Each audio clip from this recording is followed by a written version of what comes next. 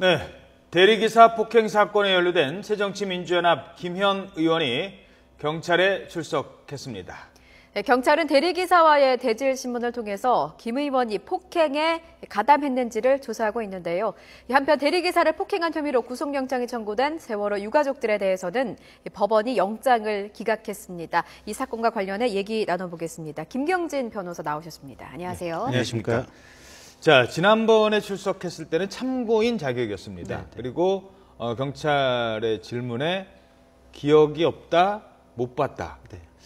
그래서 다시 불렀습니다. 네. 오늘은 피의자 신분입니다. 네. 먼저 피의자와 네. 참고인은 뭐가 다른 겁니까? 그러니까 참고인이라고 하는 것은 그냥 편하게 말씀드리면 목격자, 아하. 증인. 예. 그러니까 그 사건에 직접적인 책임을 지는 것은 아니고 그 사건을 옆에서 지켜본 사람으로서 사건에 대해서 설명하는 사람이 참고인의 지위고요. 예.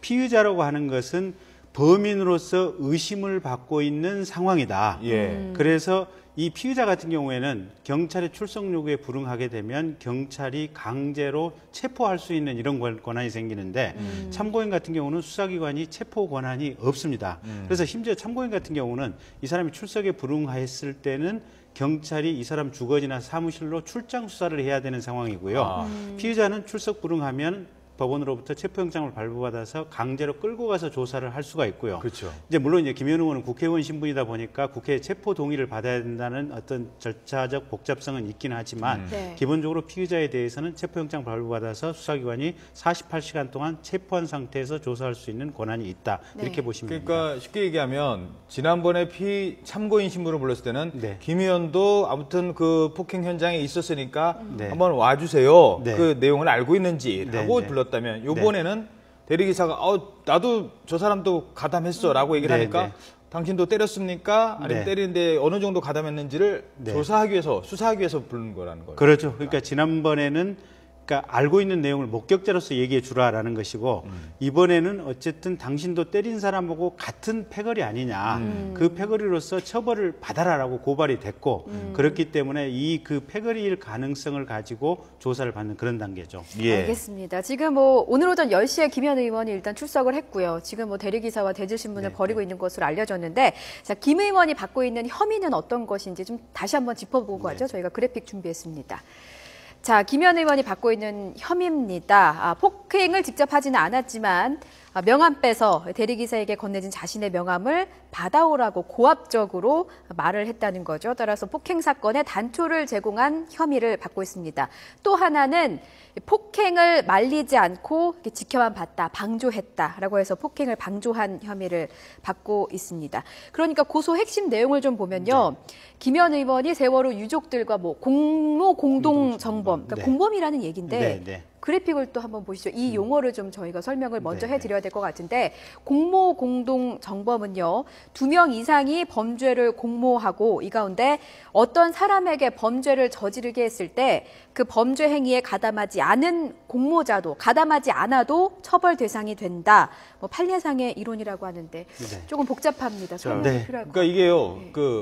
처음에 싸움이 시작된 게 명함 빼서 라는 말에서부터 폭행이 시작됐다. 그러니까 명함을 뺏으려 하는 행동이 없었다면 서로 몸이 오고 가거나 몸싸움이 되지는 않았다라는 걸로 이제 보는 것 같은데요. 어떻습니까? 그러니까 이제 이 공모 공동 정범이라고 하는 것이 그러니까 본인이 직접 때렸다 이러면 말 그대로 정범이죠. 그러니까 직접 한 범죄의 어떤 진짜 범인이 정범이라고 그러거든요. 근데 직접 때리지는 않았는데 간혹가다 이제 이런 경우들이 있어요. 야, 나는 뒤에 빠져 있을 테니까 네가 때려라 라고 뒤에서 시킨 경우, 그러니까 뒤에서 서로 그렇게 얘기를 하는 경우, 또는 직접적으로 그렇게 이제 어떤 때리라고 이렇게 얘기는 안 했다고 할지라도 A라는 사람이 B라는 사람을 폭행하고 있는데 B라는 사람이 도망가려고 하는 상황에서 못 도망가게 옆에 있는 사람이 슬쩍 못 도망가게 몸으로 슬쩍 막아서 그냥 계속 맞을 수밖에 없는 그 상황이 계속 있도록 그냥 유도를 한다든지 또는 폭행을 하는 사람에게 슬그머니 옆에 있는 몽둥이를 하나 그냥 슬그머니 주어서 더 쉽게 때릴 수 있도록 뭔가 유도를 한다든지 이렇게 범인이 그러니까 직접 뭔가 범행을 실행하는 사람으로 하여금 그 사람이 용이하게 범행을 할 수 있도록 도와주는 일련의 범행 이것을 공모 공동 정범이라고 이제 우리 법원의 판례가 칭하고 있고요. 네. 이 경우에는 실제 범행의 행위를 한 사람하고 똑같이 처벌을 한다. 이렇게 형법이 규정을 하고 있는데요. 이제 문제는 이겁니다. 그러니까 김현 의원이 명함 빼서 라고 얘기를 했는데 이제 그 부분이 첫째는 사실관계가 명함 빼서 이렇게 단정적으로 얘기를 했는지 아니면 명함 주세요 얘기를 했는지 이제 이 부분에 있어서 조금 사실관계가 갈릴 여지가 있고요. 예. 두 번째는 만약에 명함 빼서라고 이제 이렇게 단정적으로 얘기를 했을 때 그러면 명함 빼서라는 단어의 의미 속에는 명함을 안 줬을 때는 그러면 폭행을 해서라도 강제적으로 명함을 뺏으라는 그런 의미가 들어가 있는 것인지 그렇다고 한다면 이게 강제적으로 뺏으라는 의미가 당연히 포함되어 있고 그 명함을 갖고 있는 사람이 특정이 돼 있고 또 명함 뺏으라고 하는 지시를 받는 사람이 분명히 돼 있다. 네. 이렇다면은 이 경우에 따라서는 공모 공동정범이 성립할 여지가 있는 거죠. 예. 근데 이제 명함 뺏어가 아니고 예. 명함 돌려받아라. 명함 주세요. 명함 주세요. 네, 예. 돌려받아라. 이런 상황이라면 그거는 이 단어의 어떤 문장의 의미 속에 강제력의 의미가 포함되어 있는 것은 아니지 않습니까? 예. 그래서 그 경우에는 어떻게 보면 공모 공동정범 이론을 적용하기는 조금 좀 어색한 상황이 그러니까 아닌가. 명함 빼서가 명령이 된다면 예를 들어서 뭐 조폭이다. 네. 그럼 조폭의 그 우두머리가 야, 명함 빼서 그러면 밑에 뭐 가서 뺏는 거는 그거는 이제 폭행을 지시하는 행위가 네. 손 좀 봐줘. 네. 뭐 그런 거랑 비슷한 의미라고 한다면 그렇게 될 수 있겠지만 네. 이분은 국회의원이고 이분 옆에 있던 분들은 세월호 유가족들이거든요. 네. 뭐 여기서 명함 뺏으란다고 해서 이 사람들이 따를 그런 관계는 아니다. 네. 그렇다면 이거는 공동정범 이론을 곧바로 적용하기는 조금 어렵다. 무리가 있다. 네. 그리고 또 하나가 이 때리는 거를 옆에서 분명히 이제 명함 뺏으라는 말로 시작을 했던 뭐가 네, 됐던 네, 네. 내 말로 인해서 이제 싸움이 시작됐는데 이거를 옆에서 그냥 지켜만 봤다. 네. 말리지 않았다. 쉽게 말해서 말리지 나 않았다. 때문에 싸웠는데 말리지 않았다. 네. 이렇게 되는 거는 어떻습니까? 그거는 이제 일종의 부작위범 이론을 좀 적용을 해야 되는데요. 예. 그러니까 네. 말리지 않았다라고 하는 것이 아까 제가 서두에 말씀드렸던 대로 은근히 도와주는 거하고도 상관이 없어야 됩니다. 그렇죠. 예. 은근히 도와준다면 그건 당연히 공모 공동정범 정범이고. 범죄에 들어가는 것이고 예. 은근히 도와주는 행위는 없었다. 근데 말리지 않았다. 이랬을 경우에는 형법에 보면 이제 부작위범이라는 조항이 있는데요. 네. 가령 지난번에 우리 세월호 그 침몰했을 때 선장에 대해서 살인죄의 부작위범 조항을 그렇죠. 적용을 네. 했지 해야 않습니까? 될 행동을 하지 않았을 때. 본인이 법률상 또는 계약상 당연히 어떤 안전 구호 조치를 해야 될 의무를 이행하지 안해서 사람이 죽는 결과에 이르렀고 그 의무 이행이 아주 손쉬운 상황이었는데도 안 했다. 이랬을 경우에는 부작위범을 적용할 수가 있거든요. 예. 근데 이제 이 경우에는 일단 말리는 것은 손쉬운 일이기는 하되 과연 그러면 싸움을 말려야 될 법적 의무나 계약상의 의무가 있는가? 사실은 우리 법률상 싸움을 말려야 될 법적 의무는 없습니다. 예. 그러니까 옆에서 범죄 행위가 벌어지고 있으면 그 범죄 행위를 말려야 될 일반 어떤 제3의 일반 민간인들 어떤 경찰이라든지 소방공무원인과 같은 어떤 이 보호조치 의무가 있는 공무원을 제외하고 일반인들에게 그런 의무를 부과하는 법 의무는 우리나라 법상은 없다. 그렇기 때문에 법적 의무는 없기 때문에 그 경우에 부작위범 조항을 적용할 수는 없다. 그래서 단순히 안 말렸다는 것만 가지고 김현 의원에게 국회의원으로서 어떤 도덕적인 처신의 비난을 할 수는 있겠지만 이 점을 가지고 폭행죄의 공모 공동정범으로 처벌하기는 어렵다. 저는 그렇게 보습니다. 말리지 않았다는 그 주장을 하는 게 아니라요. 김현 네. 의원 같은 경우는 아예 못 봤다라는 네. 거거든요. 네. 근데 또 이 CCTV를 보니까 못 볼 수 있는 상황은 아니다라는 거였거든요. 그러니까 지난번에 가서 아예 김현 의원이 내가 그 옆에 있었고 뭐 앞에서 싸우는 걸 내가 보긴 했지만 내가 말로는 싸우지 마세요 했지만 내가 어떻게 여자가 거기 싸움의 가운데 껴드느냐 네. 이렇게 얘기를 했다면 또 달라지는데 김현 의원은 난 못 봤다. 기억이 없다라고 얘기를 하니까 이제 그래서 다시 더 대리사가 화가 났던 것 같아요. 거꾸로 그 부분에 있어서 예. 김현 의원이 거짓말을 했다. 예. 보고도 못 봤다. 사실은 보고도 전혀 안 말렸다. 예. 근데 못 봤다는 부분은 거짓말이었다. 그렇죠. 눈앞에 뻔히 싸우는 걸 보면서도 전혀 안 말렸다. 예. 그렇다고 해서 이게 부작위범에 해당하지는 않습니다. 그러니까 그 자체는 그러니까 본인이 보면서도 안 말렸다고 하는 것은 시민으로서 또 어떻게 보면 고위공직자로서 국회의원으로서 처신의 문제가 있지만 법적으로 말려야 될 의무는 우리나라 법상 없다. 이렇게 보이고요.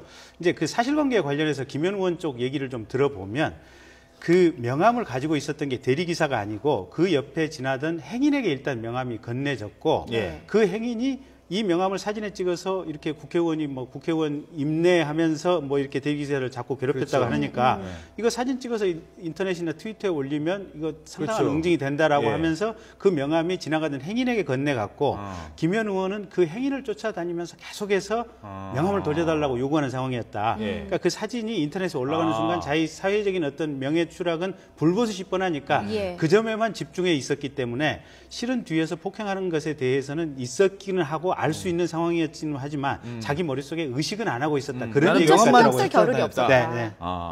그렇군요. 그런 상황이기 때문에 그 사실관계 여부를 하나 좀 파악을 해야 될 것 같고 예. 설사 눈앞에서 보고 있었다고 하더라도 어떻게 보면 간접적으로 폭행을 뭔가 좀 지능적인 방법으로 도와준 이런 정황이 나타나지 않는 한 안 말렸다는 이 사실만 가지고는 부작위범으로 처벌할 수는 없다 이렇게 보여집니다. 근데 만약에 뭐 그건 조사를 해봐야 나오는 거고요. 만약에 김현 의원의 혐의가 확인이 됐다 이럴 경우에는 네. 어떤 처벌을 받게 되는 건가요? 지금 진단이 일단 대리기사분 사주가 나왔지 않습니까? 예. 사주면 적지 않은 상해거든요. 그래서 공모 공동정범에 따라서 범죄가 인정이 된다면 최소한 불구속으로 재판을 받게 될 것 같고 예.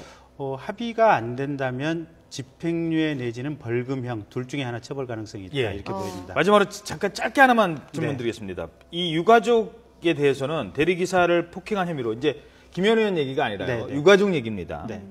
대리기사를 때렸다, 뭐 폭행 사건이 있었으니까 뭐 좋습니다. 폭행 사건 많이 있잖아요. 네. 근데 구속 수사를 해야 된다라는 네. 구속영장을 청구했다가 네. 법원에서 기각됐어요. 네, 네. 야, 다른 사람들도 아니고 유가족들에 대해서 구속영장까지 청구할 만한 사안이었는지 뭐 검사 출신이시니까요. 네. 뭐 이런 사안이 구속 사안입니까? 그걸 한번 설명해 주시죠. 조금 과한 것 같아요. 그러니까 이제 영장을 청구한 이유에 대해서 검찰의 설명은 이렇습니다. 일단 대리기사가 사회적 약자 아니냐. 네. 그런 사회적 약자에 대해서 무차별적인 폭행을 했었고 그다음에 CCTV라든지 이런 것들을 보면 범행 내용이 분명한데도 부인을 하고 있다. 이렇기 때문에 영장을 청구한다라는 게 검찰, 경찰의 설명이고요. 예. 근데 반대로 생각을 해보면 지금 현재의 대검 예규에 따르면 6주 이상의 경우에 구속영장을 원칙적으로 청구한다라고 되어 있습니다. 근데 이건 6주 미만의 사고 아니겠습니까? 예. 그래서 영장 청구 기준에 조금 못 미치는 것 같고 가령 6주가 넘어간다고 하더라도 네. 4월 16일 날 아이들이 죽어서 마음속에 아이들의 죽음을 묻은 부모들이거든요. 그런 점에 있어서는 이 사람들이 비록 이 폭행 사건은 잘못했지만 그렇지만 법에도 눈물이 있는 거고 일정 정도 사랑이 있는 것이기 때문에 조금 좀 감안해 줘야 될 필요성이 있고 그런 점 등을 두루두루 법원이 감안해서 영장을 기각하지 않았나 싶습니다. 알겠습니다. 네, 지금까지 김경진 변호사였습니다. 오늘 말씀 고맙습니다. 감사합니다.